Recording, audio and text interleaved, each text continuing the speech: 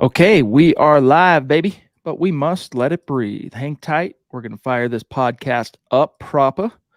Appreciate each and every one of you. Been waiting on us. Had a couple of things to iron out right before we went live, some technical things. So we're just glad to be with you now, finally. Welcome in, everybody. It is the Mile High Huddle podcast. I'm your host, Chad Jensen. With me, my fellow football priest. You know him, you love him, Zack Kelberman. Zack, when last we left the microphone Monday evening, rumors were beginning to fly on Jim Harbaugh. MHH each and every day. We've done a good job with our podcast programming to cover it as it's moving forward. But what's the cutting edge, very latest on Jim Harbaugh, and explain to people what's going on and how it affects things with this NCAA investigation into Michigan's football program? Well, from what I've heard, the findings are going to come out by the end of I think by tomorrow. It's Thursday already. I was going to say the end of the week. And it's supposed to be minor infractions, but supposedly Harbaugh is not happy with the college environment, either that or the NIL deals or the way that college football is evolving. Separate from that, though, he keeps releasing the statements that say the same thing. While no one knows the future, and I'm paraphrasing here, I expect to be coaching Michigan in 2023. First of all, what else is he going to say? I mean, that's typical coach speak. Second of all, it's a leverage ploy because it's exactly what he did this time last January. As something just fell off my desk, he used the Minnesota interview for the head coaching job to get more money out of Michigan. So that's number two. You got to keep that in mind. I expect to be coaching Michigan ... until you offer me $20 million a year, which the Broncos can do. Third of all, the wording there, Chad, as I pointed out, and as it's obvious, it's vague. No one knows the future, and I expect to. He could have easily said, I am coaching Michigan in 2023. No doubt about it. Stop asking me, and done. He put out a statement that said a lot, but didn't really say anything. It's true. It was one of the most lukewarm, kind of encouraging. He's trying to encourage fans. He's trying to get some kind of a statement out there, Zach, on the record. But it was like only ended up making people, I think, that are Wolverines fans, a little more pensive because it really is like the most non-committal, I'm committed statement I think I've read in a long, long time in this business. Rock Chalk Broncos jumping in early. It's great to see you with a super chat. Been with us a long time, Rock Chalk. Appreciate everything that you've done for us over the years and stoked to see what you have to say. He says, I read that George Paton, Zach, has already sent his resume to multiple NFL front offices. Sounds like he could be out the door once the Broncos' new head coach is hired. Makes it look like the next head coach will have personnel authority, hashtag MHH for life. Well, there's a couple things to keep in mind on this front. First of all, it could very well be true that he's gearing up to perhaps, dust off his resume. But at the same time, Zach, this isn't a guy that really needs to dust off a resume. This is a guy that has a reputation around the league. And I think all of his peers in the NFL recognize the big, massive swing and a miss on Nathaniel Hackett.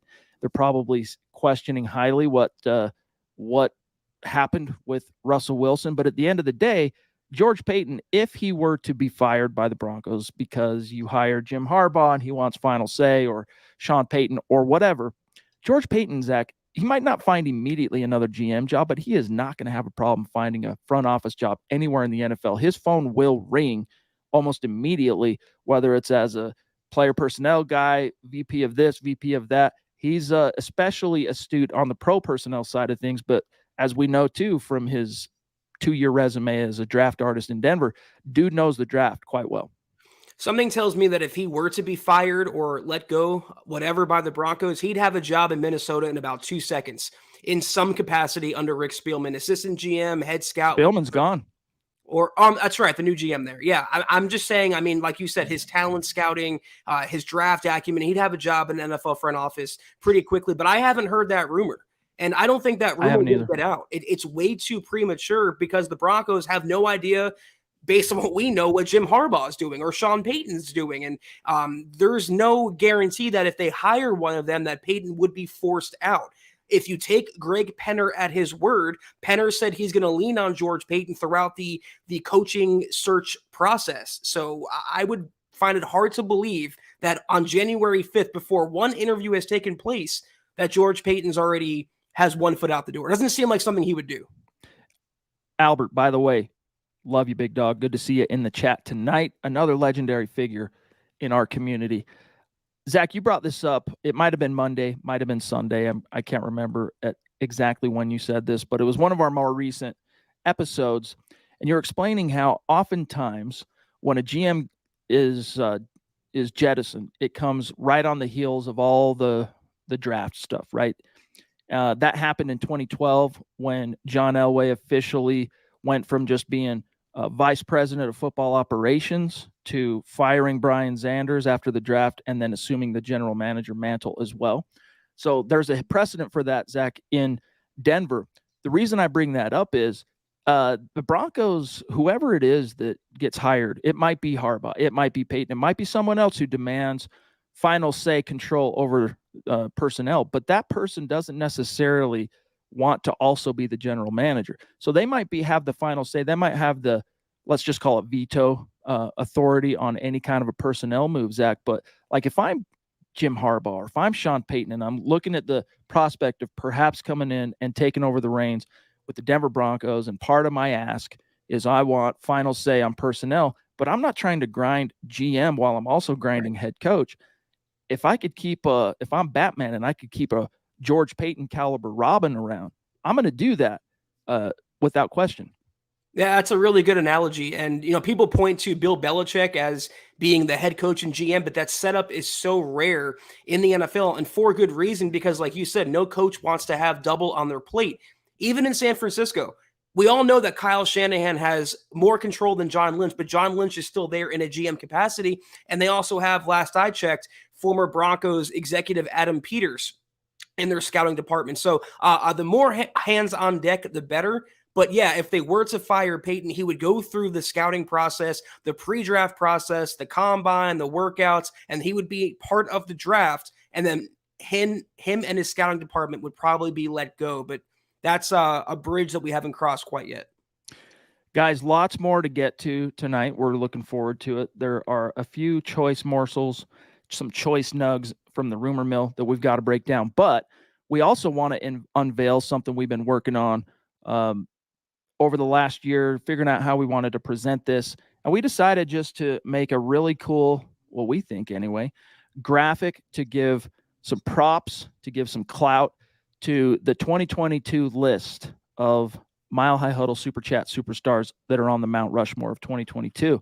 So without further ado, we teased it on Monday night that we were going to have that ready. We have it ready. This is for your eyes to see right now. We'll also post it on Twitter. We'll also post it on YouTube in the community tab. But this is the 2022 Mile High Huddle Mount Rushmore of Super Chat superstars right here, ranked in order of how down for MHH these individuals are. And you can see at the top right now, DWI guys at 1. I'm going to name every one of these, Zach. Michaela Parker, the Duchess. Dale, D-Dub, out in Hawaii. Deanna, who Zach, she kind of came to us recently, like the last couple of months, and then stormed onto the Mount Rushmore for 2022. Naj Altaf, legendary figure. Everybody loves, everybody knows Naj. EJ, Sam Bam, FA. By the way, FA, still haven't heard from you. You're the winner. When you hear this, you are the winner of the Super Chat Superstar giveaway for the month of December. Gregory Vendeland at number 9. We haven't seen Gregory for a minute, but still, shout out to Gregory. Threw down big time in 2022. Michael Ronquillo on this list of Super Chat superstars. Pobby on this list at 11. Christopher Gaspari on this list. Mark from Georgia, a legend. Mark has things going on, busy man, things happening that keep him away from the streams at night, but Mark knows we love him and we appreciate him. Garth Knight, Corey H., Clinton Watson, Casey Nickel, another legend. The Queen, Christy KR at 18, Broncos Sunrise, and last but not least on the MHH Mount Rushmore for 2022, Zach, is none other than Chris Hernandez. 20 of the most deserving names you'll ever see on a screen, and I want to give my appreciation to every single one of those names. But what I love about this list, Chad, is a combination of newcomers like Deanna. You have consistent Super Chat superstars, Mount Rushmore members like Naj, who's here almost every podcast. And then you have the old heads. You have the KRs, you have the KC Nichols, you have the Chris Hernandez. We are so blessed to interact with each and every one of you. And Chad and I and Scott as well extend our deepest appreciation for keeping us afloat and being able to do what we do. You keep the lights on here and they're shining pretty bright. You guys are Mile High Huddle. We just work here. That's how I like to think of it. And on Facebook, gang, we got a graphic that's going to be worked up here very soon as well to reflect the great support we get from and got from everybody on Facebook in 2022. Over 100,000 followers of MHH on Facebook, and only an elite fraction of those people, and then we're going to get back to the news, okay? Promise. Only an elite fraction of those people, though, on the MHH Facebook Mount Rushmore. Yeah, I mean, no matter the platform, we genuinely pinch ourselves for what we get to do 3 nights a week. We get to, we work every day, but being on this podcast with you for an hour, 3 nights a week really makes our day each and every day, and we definitely appreciate it. Thank you guys so much. All right, back to the conversation for this evening. Ross Hester jumping in with the super. Thanks, big dog. He says, I'm a Chargers fan, so I can't pull for you guys this week, but thank you and MHH for actual intelligent NFL discussion all year. Always good to listen to. Well, we appreciate that, Ross. Seriously. Thanks, bud. And hope you stick with us as a Chargers guy. We hope you stick with us this offseason, because I don't think anybody in the individual team-focused sphere does NFL draft better than MHH. And, of course, NFL draft, that's for everybody. That's for all 32, all fans of the 32 different NFL teams. So appreciate that, Ross. Desert Creature jumping in. Good to see you. If the Broncos offer Zach Harbaugh $20 million to be head coach, how does this impact the Rooney Rule? And wouldn't this prove Brian Flores' suit of sham interviews? Zach. If the Broncos offer Harbaugh $20 million to be the head coach, how does this impact the Rooney Rule? The Broncos would fulfill the Rooney Rule before they offered Harbaugh $20 million, and they're going to fulfill that rule. I'm going to kind of bow out of my personal opinion on the Rooney Rule. I think it is more of a sham than it is something that's useful, and I'm going to set out the Brian Flores discussion, but they're going to fulfill that obligation, I guess you can call it, by interviewing a Giro Evero right after the season ends. I don't think he's going to get the job, but that would fulfill that rule and potentially clear the path for the Broncos to hire Jim Harbaugh, Sean Payton, Dan Quinn, etc. The sham aspect of it, guys, is it's obviously a rule made with the best of intentions, and that is to bring very deserving minority coaches to the forefront for these jobs. But as Zach mentioned, the sham aspect of it is there are teams, you can't mandate that. You can't make it. I mean, you can put it into the rule book and teams will letter of the lot. They'll cross the T, they'll dot the I.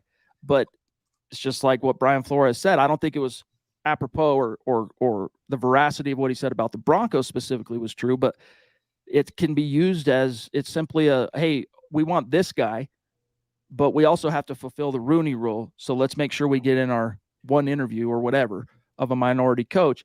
And that's the tragic aspect of it. And the way the NFL has tried to balance that, Zach, is by incentivizing teams that do actually hire minority coaches and minority GMs with draft picks.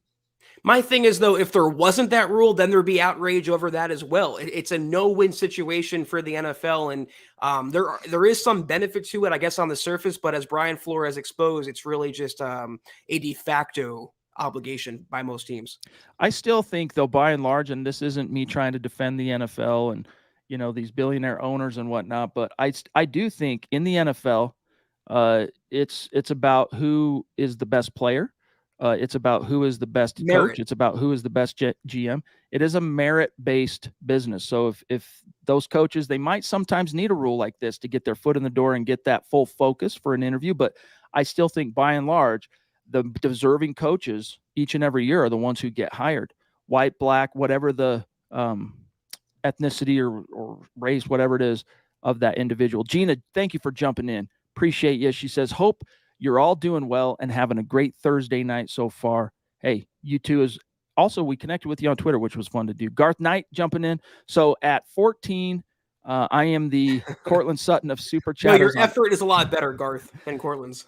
You're 2019 Cortland Sutton. Okay, that's what you are, big dog. Thanks, he says. Y'all have been a godsend and during this season. Let's ride. Right back at you.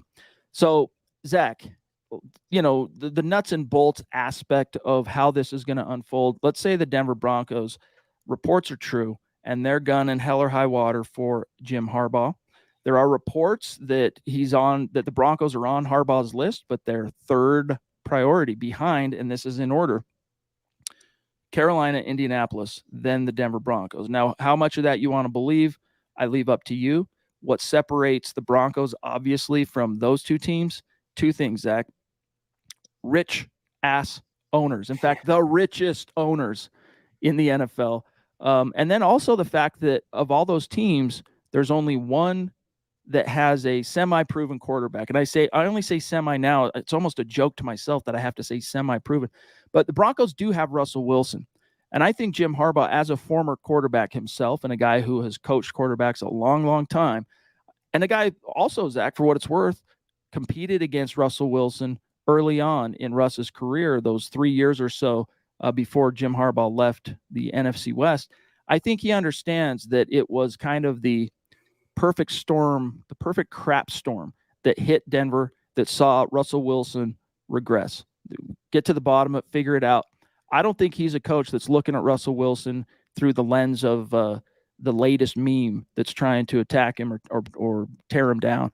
I think he looks at Russell Wilson as a guy that's 9-time Pro Bowler, been to 2 Super Bowls, won one of them, understands that, hey, if I could make the lemonade I made with Alex Smith, right, of all quarterbacks, imagine what I could do with Russ. Yeah, it's something I just wrote about when it comes to Harbaugh. He resurrected the career of Alex Smith while launching the career of Colin Kaepernick.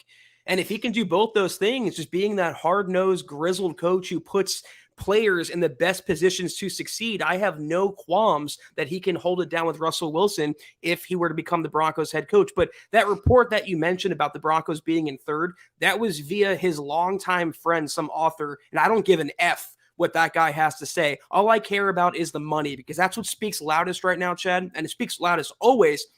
You look at Jim Irsay, he's worth a little over 3. Rob Walton's worth around 60. So if my math is correct, Walton is worth 20 times more than Jim Irsay. David Tepper, the Panthers owner, he's worth about, let's call it 20. Rob Walton's worth, that's 3 times more. So the Broncos have zero competition when it comes to what they can offer a head coach. And I think this is all a leverage ploy by Jim Harbaugh to maximize his paycheck. And who wouldn't want the title, Chad, of the richest head coach in NFL history? Who turns down $20 million a year? That's exactly what I would do, Zach. If I was Jim Harbaugh and I knew that I was in the market to be hired by the richest owners in the NFL, I would put them last on my list and leak it to somebody as well. Exactly. Because, I got to create it's the takeaway, right? It's that perception of, you can't have it, supply, demand.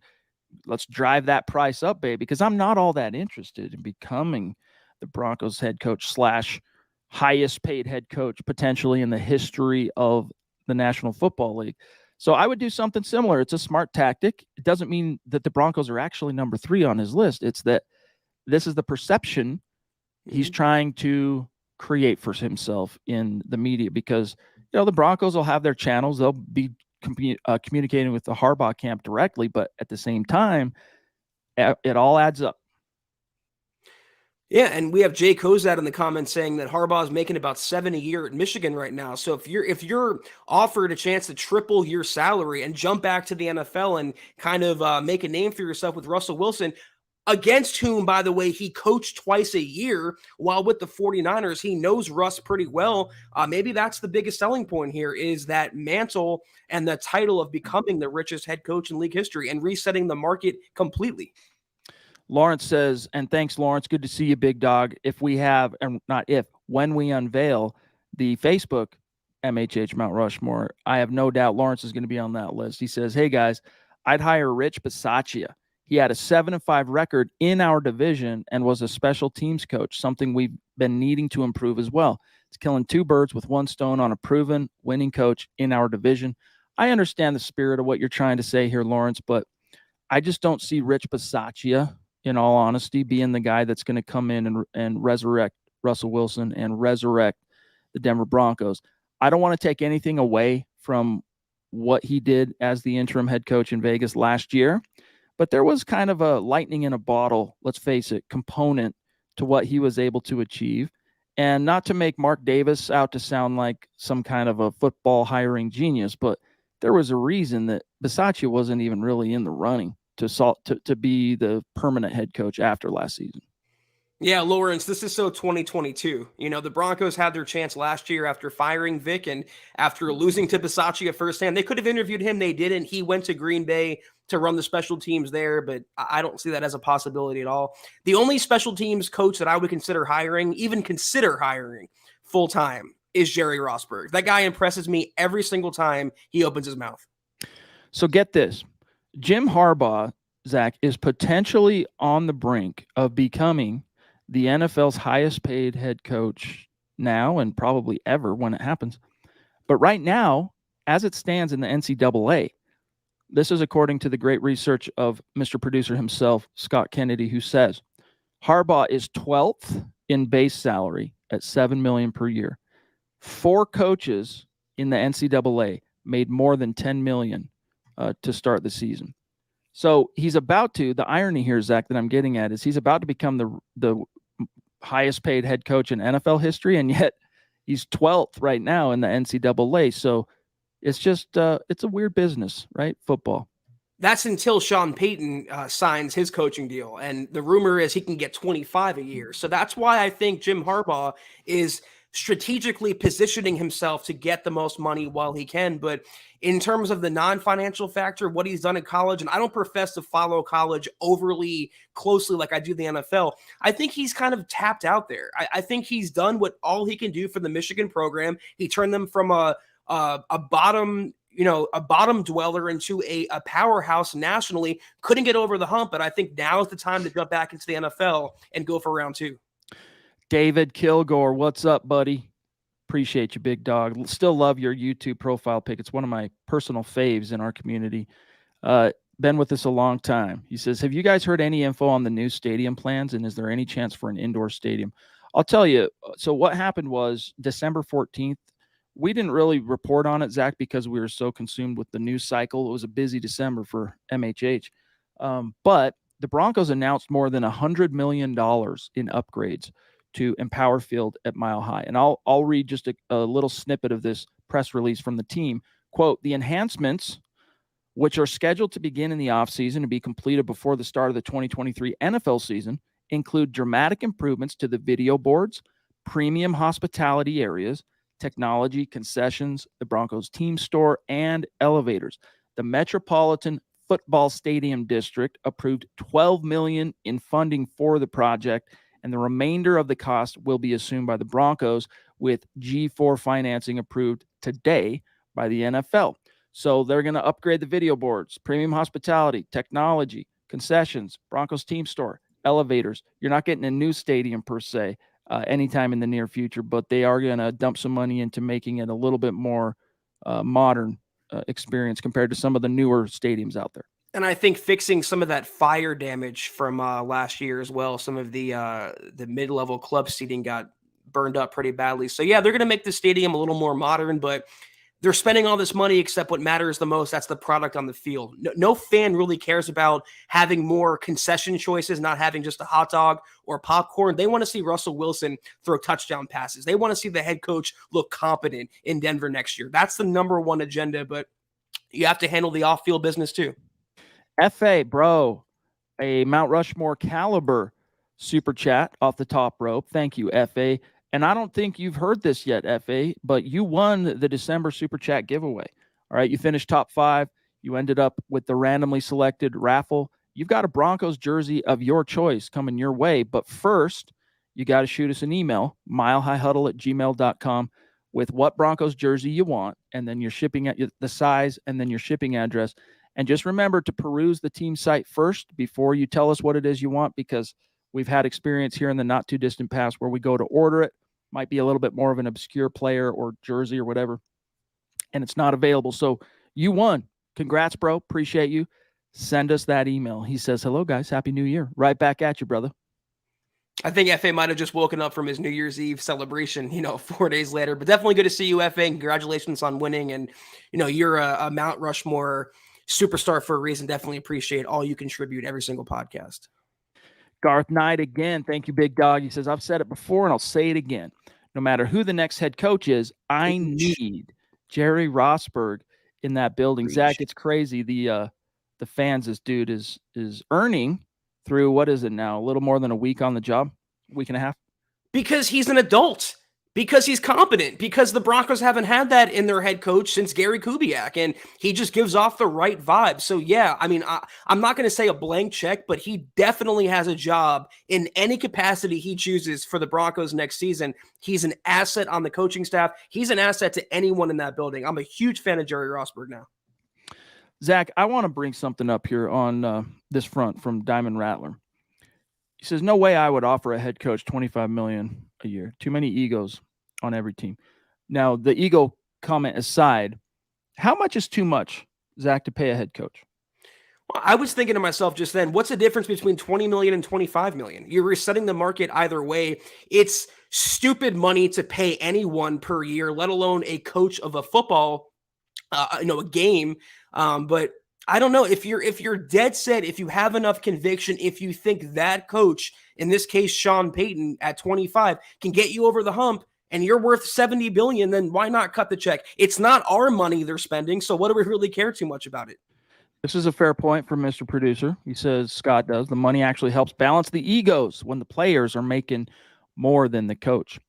That's a fair point, my friend. And it's also worth mentioning, too, that, hey, if Harbaugh ends up coming into the NFL, and whether it's through the Broncos or someone else, making $20 million per year upwards, that's just karma, dude. His NFL career ended as a quarterback right on the brink of like big baller money beginning to trickle in to NFL quarterbacks. And it was thanks to, in large part, the guy who replaced him as the quarterback in Indianapolis, Peyton Manning's every quarterback right now making $40-50 million per year should be sending like a fraction of a percent commission to Peyton Manning for kicking the door wide open and completely, for the next 20 years almost, resetting quarterback salary markets over and over. FA again, Zach. Bro, thank you. He says, say what? Say what? No way. Thank you, guys. Oh, yeah. Say what? No way. Yeah, you're the winner, bro. I'm speechless. He says, this definitely made up for the dumpster fire of a season, but I'm optimistic about next year. This looked like a professional team on Sunday. Operations were clean. That's why it's funny you say that, Zach, about the competence thing, because when you see us, I don't want to make this sound bad, but like a simple special teams coach that just has everybody, it's all battened down, right? Everything. All right, cool. We might not be the best team. We're not more talented than the Kansas City Chiefs this season in week 17 anyway, but we're going to go out there and we're going to be buttoned up. We're going to execute. We're going to do our thing. The little things like that, just those little signals and signs of competency have been lost on this team for so long. That's why it's like, hey, whatever that next head coach is, I don't care if it's Jim Harbaugh, I don't care if it's Sean Payton or someone else, they have to exude #extreme competency. Again, it's recency bias because the Broncos haven't had that in their head coach since Gary Kubiak, who was the last adult in the building. It's like wandering the desert and finally getting a few drops of water. Is anyone going to care that the water is from the sink or, from the hose? No, it's water, and we all could use that. And that's what Jerry Rosburg provides, valuable nutrients, so to speak, at the head coaching position. But one more point about salaries and this and that. You brought up something I was thinking. If Russell Wilson, as badly as he's been playing and as memed as he's become, can make almost $50 million a year, how can anyone scoff at someone like Sean Payton, who's won a Super Bowl, or Jim Harbaugh, who's been to 3 straight NFC title games, making half of that? I don't think it's too much of a problem, my opinion. This is an interest. I agree. Takes some getting used to for some people, the idea of their coach making that kind of money, but it's a drop in the bucket compared to what Russell Wilson's clocking right now. Leroy, interesting comment here. He says, head coach, Jim Harbaugh, offensive coordinator, David Shaw, DC, Ejiro Evero, special teams, Jerry Rosburg, if interested. How happy would you be with that as your top 4 coaches in Denver? I think Leroy's been reading my tweets because I put this out a few nights ago. If I reimagine the Broncos 2023 coaching staff, that would be the realistic but still a best case setup. getting Jim Harbaugh and then keeping his guys. He has a connection going back to Stanford with David Shaw, who some people are, hot and cold about because he has no connection to Russell Wilson. Ejiro Evero worked under Jim Harbaugh in San Francisco for 4 seasons, and then he also has familiarity with Jerry Rosburg as well. I would be ecstatic if that was the Broncos coaching setup this season. I'm not 100% certain on David Shaw, but his history with Harbaugh and whatnot. It would be Harbaugh's offense, right? So exactly. And he wants his guys.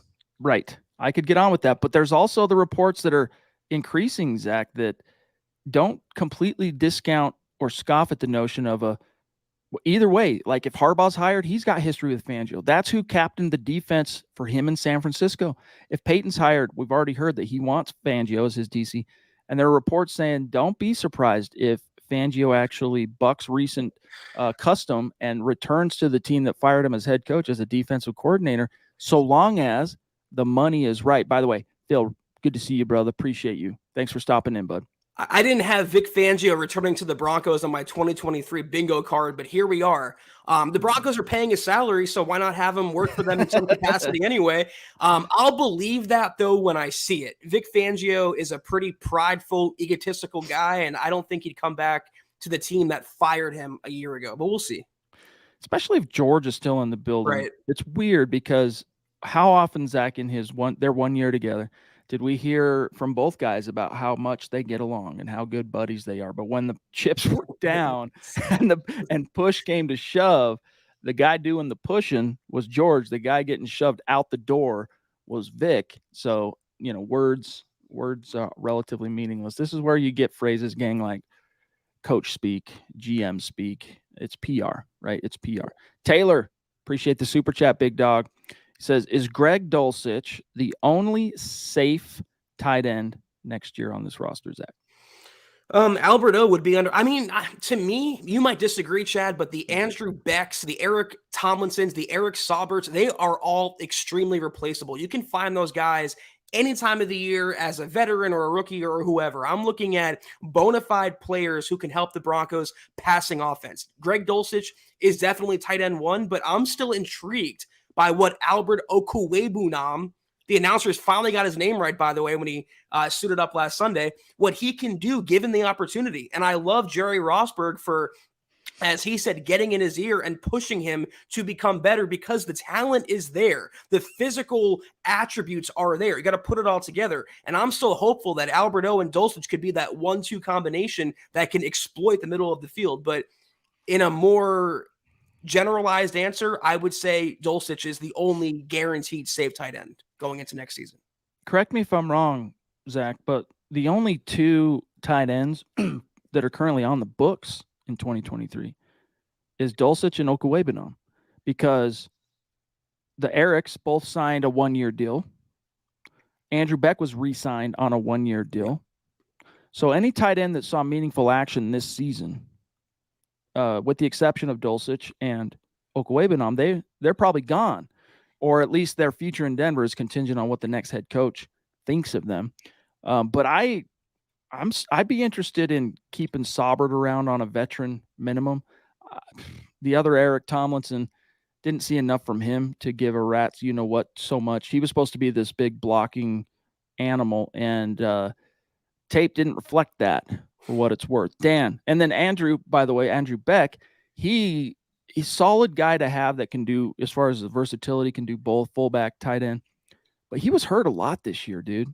And that's just when you're a guy bringing up the rear like that on a roster, you can't afford to be a guy that's hardly available, especially down the stretch. Dan, thank you, bro. Paton needs to fix this offensive line, especially right tackle, Zach.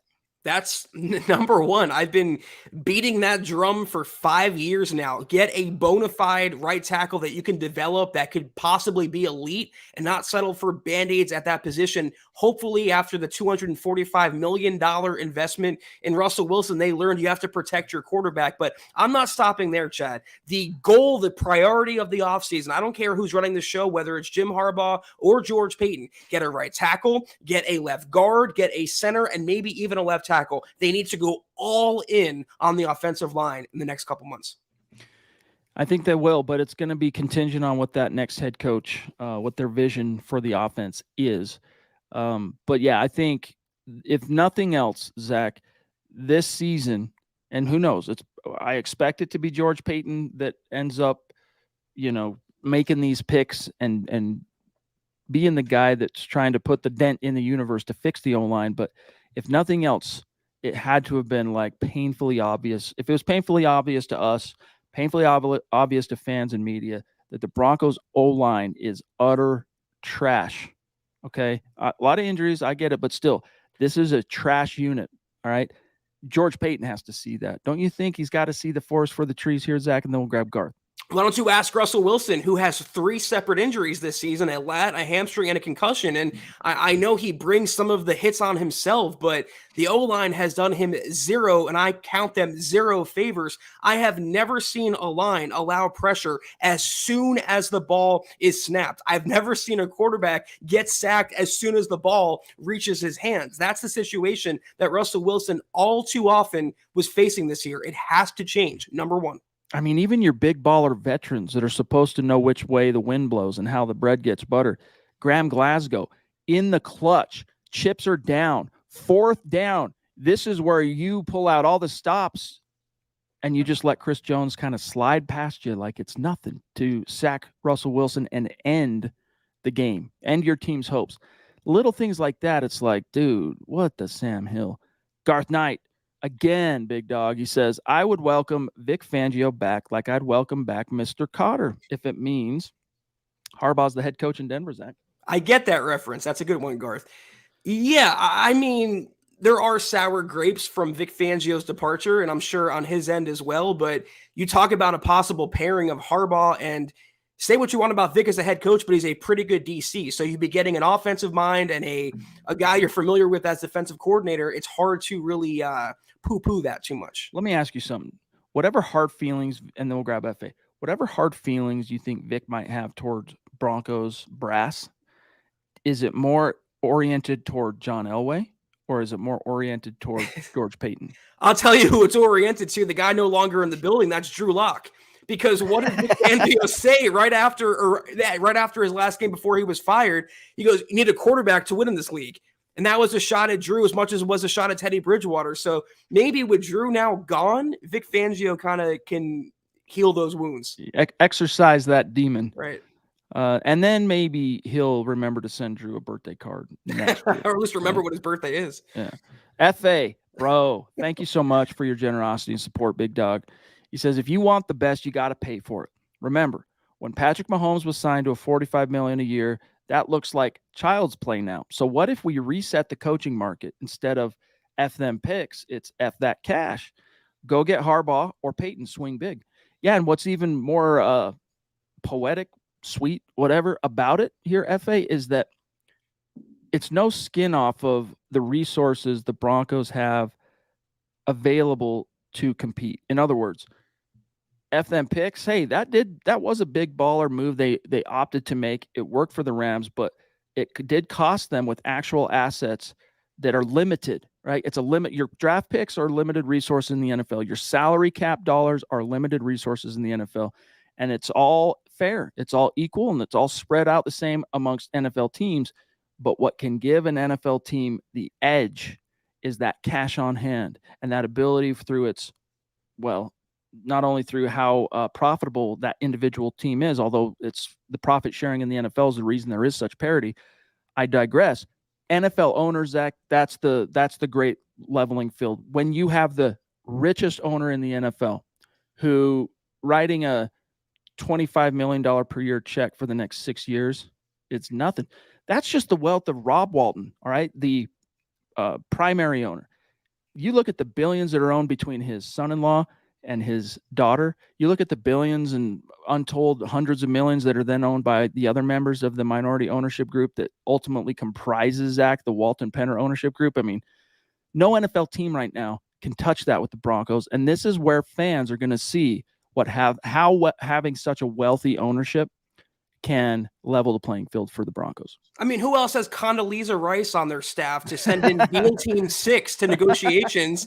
The thing is, there's no salary cap for coaches as well. So again, if he's cutting $20 million a year for 5 or 6 years, it's not our money. It's not going to hurt the franchise. It's going to get them a top end coach. So what do we really care about? And FA, you're extremely right, and that's why Chad and I and a lot of people were okay with George Paton signing Russ to an extension before he played a game, because you're trying to get ahead of the market. If the Broncos reset the coaching market at 20 or 22, whatever, it's only a matter of time before the next Sean McVay or whoever supersedes that with 25 or 30. That's the state of the NFL. If you have the money, you're good. Cash is king for a reason. That's right. Taylor, thank you, buddy. He says, who is the backup quarterback next year behind Russ? MHH for life. Right back at you, dog. That's a really good question. Brett Rippon, let's see, 2019, 2021, 22. I'm going to look at his contract real quick. I'm pretty sure he's going to be a restricted free agent, if I'm not mistaken. But what's your answer? And I'll double check some things on Brett. Rippon needs to retire and get into coaching. That would be his best interest. I hope the Broncos, first of all, they need a veteran that can step in and win a game if it came down to it, if Russ was injured or whatever. One guy I wouldn't mind too much is Taylor Heineke from Washington. He's not a great starter, but he would be a top-end backup. He's a great locker room guy, great leader. I would also bring in not a high round rookie, but I would use a draft pick on a quarterback. It's something I felt the Broncos should have done after they landed Russ in the first place, instead of going into the season with Brett Rippon and Josh Johnson. But I'd look for the Broncos to kind of overhaul that room, bring in a grizzled vet that has experience and ability, and maybe even look to the draft for a young quarterback they can start to think about developing. So Brett Rippon, will be a restricted free agent. So the Broncos will get first crack, or they'll get to decide how valuable he is to them before any other team does. But some of these names, Zach, I'll just float a few of them that are out there. I'll just float like the top 10 names that are set to hit free agency. Okay, Tom Brady, Baker Mayfield, Sam Darnold, Jimmy Garoppolo, Teddy Bridgewater, Daniel Jones, Mason Rudolph, Jacoby Brissett, Joe, understood quarterback Flacco, Geno Smith, Case Keenum, Andy Dalton, Mike White, Kyle Allen, and then C.J. Beathard and Taylor Heineke. So that's and even Lamar Jackson is on this list at over the cap. So I don't know who it's going to be. That's going to be so contingent on who the next head coach is. Lamar would be a nice backup to Russ, wouldn't he, Chad? I wouldn't mind, on a serious note, Jacoby Brissett. I thought he did really well in Cleveland this year, and a lot better than Deshaun Watson's doing. But if they can land some guy with experience that can be the Chase Daniel, behind Russell Wilson, that is not a quality NFL starter, but a really high-end backup, it would make me sleep a lot easier. No doubt. All right, we're at 43 minutes about. Marcus Mariota is another name, keep in mind, that is going to be available in 2023. So until he quits on you. What's that? Until he quits on you when you want to play another quarterback, is what happened in Atlanta, apparently, with Desmond Ridder. Scott, you like Desmond Ridder so far? Not enough sample size, I guess. Not enough meat on that bone. Okay. Zach, a couple other things I want to get to here before we dip on out. Dalton Reisner. I've seen a lot of fans questioning, wait a minute, after you see Dalton Reisner throwing fisticuffs almost, well, not really, but pushing Brett Rippon, an altercation on the sideline on Christmas Day, no less. How does he win? These are people that just read the headline, right? But how does he win the Darren Williams Good Guy Award, as was announced today? What's your explanation for that? Because for what it's worth, it's the Good Guy Award that is handed out by the Pro Football Writers of America. It's an award that is supposed to reflect the player who is the most engaging, available, goes the extra mile to help the media. In other words, they never say no to an interview. They're always affable, make themselves available. That's what it's about. It's not who is the closest character-wise to Mother Teresa. It's who's most helpful to the media, for what it's worth. But your thoughts on that, and then, of course, Patrick Surtain winning the DT Award, the second annual DT Award. Do something, Rip. That's my ending thought when it comes to Dalton Reisner. It was not a good look for the Walter Payton Man of the Year nominee. Regardless of how that ended, it wasn't a good look for him. But the same reason he won this award and how you justify it is the same reason that covers up a lot of his warts, not to me, but to a lot of other people. And that's the simple fact, Chad, that he's from Colorado. It's just really, when you have a player who plays for his hometown team, home state team, whatever, it really just makes you more of a homer toward that player than you normally would be. And it kind of, you gloss over a lot of the deficiencies. The same thing with Philip Lindsay, but at least Lindsay was talented. You know, Reisner has fallen off a cliff each year since his rookie season. And that's the only explanation. Everyone still goes to bat for him and likes him. He's a CO kid.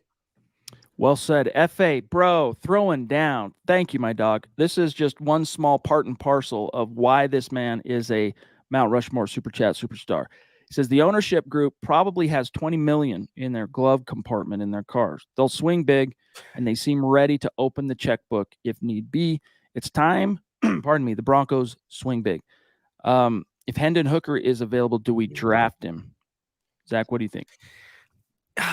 Man, I don't know. I mean, you're talking about what, a third round pick for Hooker, and that's a pick that can probably go to the O-line, or what should go to the O-line. And it's not just the O-line. The Broncos have holes, Chad, throughout the roster. They need inside linebacker help, defensive line help, safety help, wide receiver help, maybe even a running back with Javonte coming back from injury.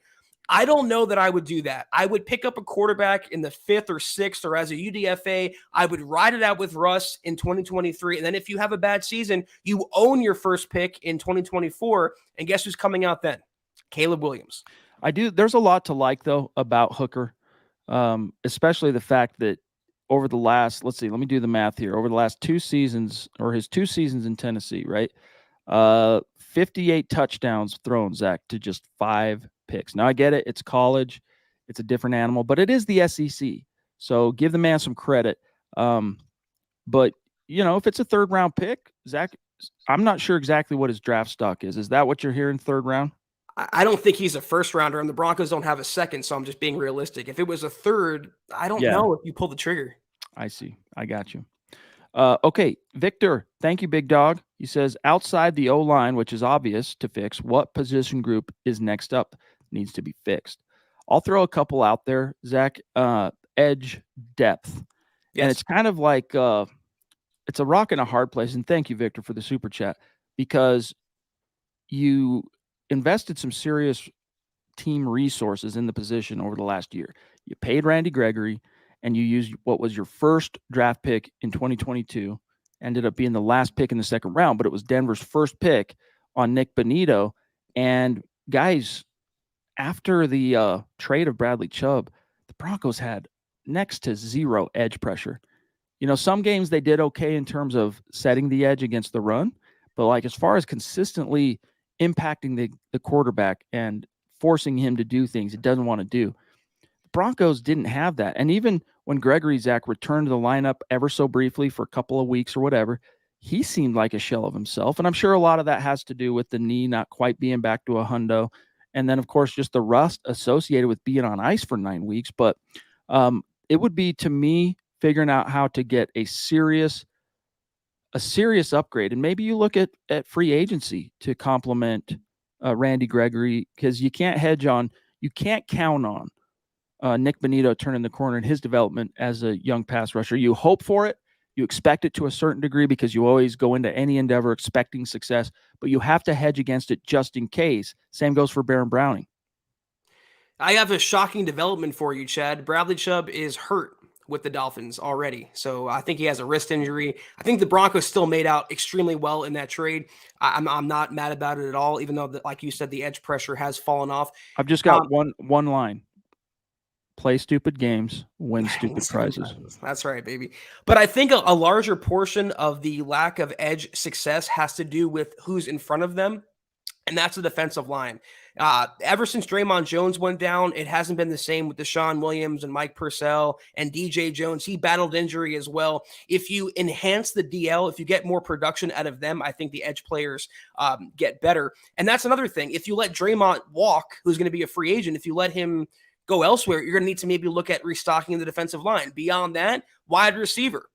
It's not the Broncos' first priority, but what are you doing there? You have Cortland Sutton, who's fallen to, I think, wide receiver 2. You're going to have to pay Jerry Jeudy down the road. KJ Hamler's no sure bet to come back. So you have to think about fortifying the pass catchers and not just the blockers for Russell Wilson. I like this line from Victor.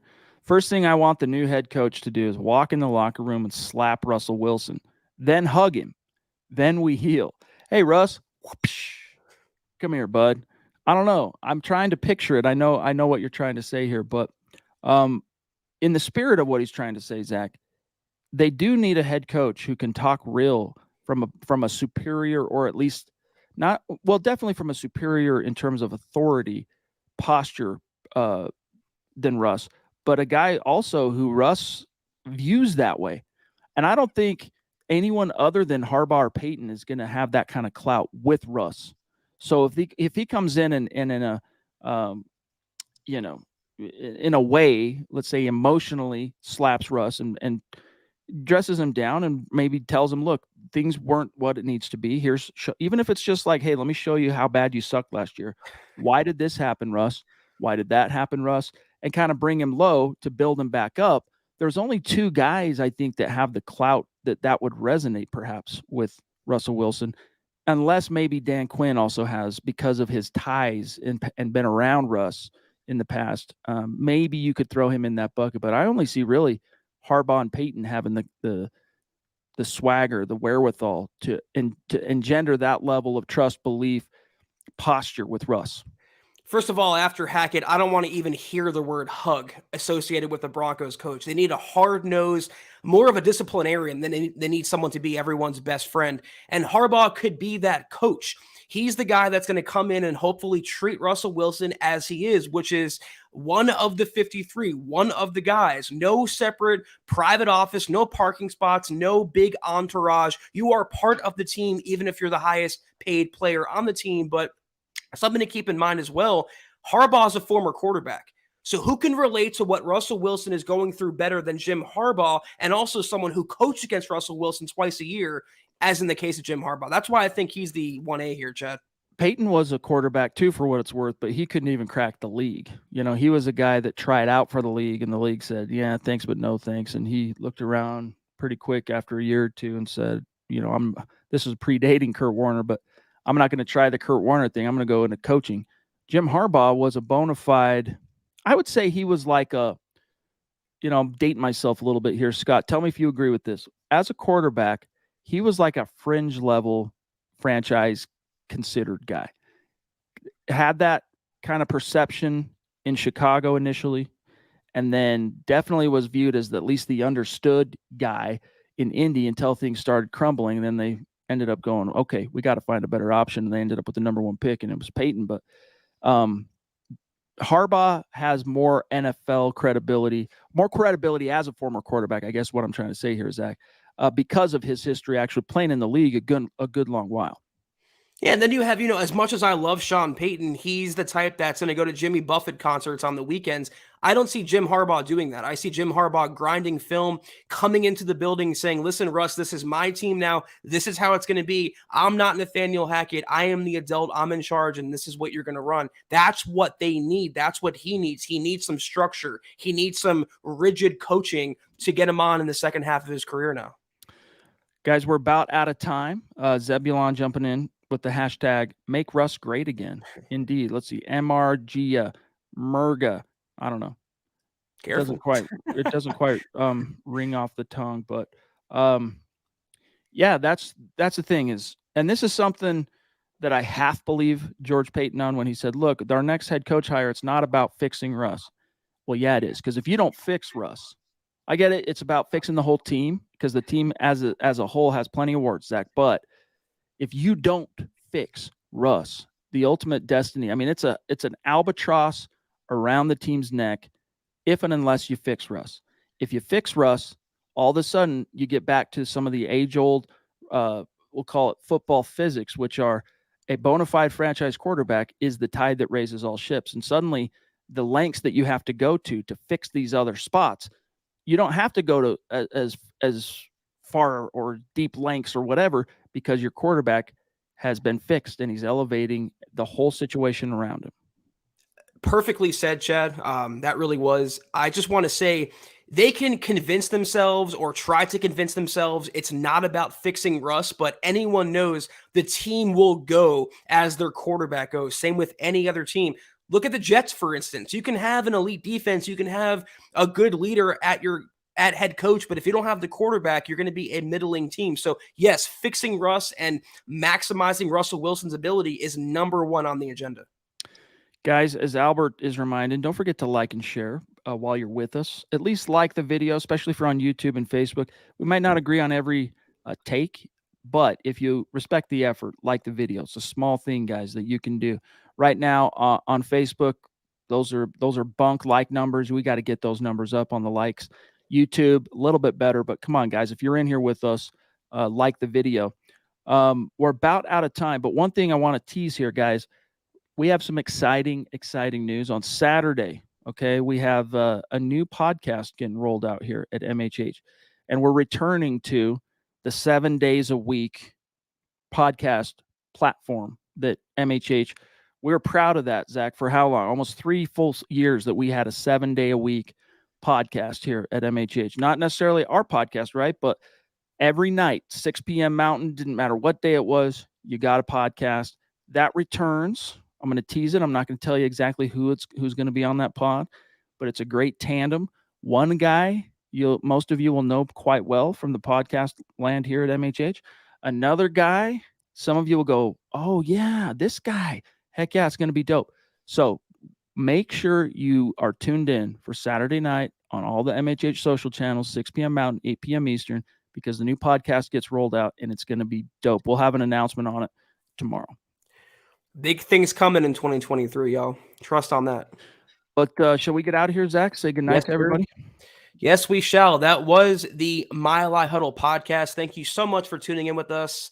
We're off until Sunday, but in the meantime, follow us on Twitter at the MHH Pod. You can follow the main account on Twitter at Mile High Huddle, Chad at Chad and Jensen, myself at Kelberman NFL, and Scott at Scout Kennedy.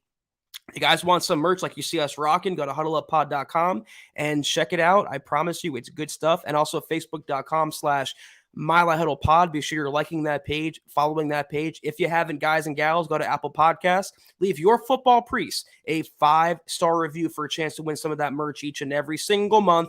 But if anything, guys, please subscribe, like, and share this video and every video you see on the MHH channel. It really helps us grow and reach more Broncos fans just like you. That it does. Much love and respect to the following Super Chat superstars throwing down tonight. Rock Chalk jumping in early. Ross, thank you, bud. Desert Creature, Garth Knight, David Kilgore, F.A., Taylor Christensen, Dan Isaac, and Victor T. Much love and respect. And on Facebook, we've got Lawrence, we've got Phil, we've got Gina, and so many great members of that community throwing down. So much love and respect. And again, we're going to share this graphic. We're going to put it up on our Twitter. We're going to put it up in our YouTube community tab. So look for that later on this evening. Much love and respect to each and every one of you. We'll see you on Sunday for the last gut reaction of the football season. It's going to be dope. Have a great start to your weekend, guys. Take care. And as always, go Broncos.